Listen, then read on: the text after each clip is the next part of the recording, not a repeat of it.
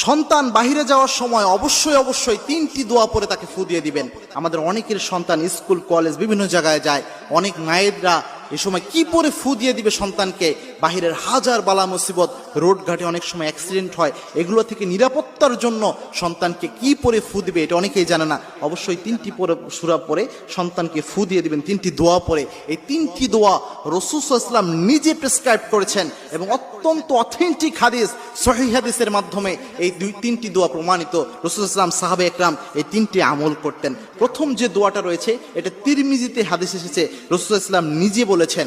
আল্লাহর হাবিব সাল্লাল্লাহু আলাইহি ওয়াসাল্লাম বলছেন, যখন তোমাদের কেউ ঘর থেকে বের হয় তখন যেন ওই ব্যক্তি পড়ে বিসমিল্লাহি তাওয়াক্কালতু আলাল্লাহ ওয়ালা হাওলা ওয়ালা কুওয়াতা ইল্লা বিল্লাহ।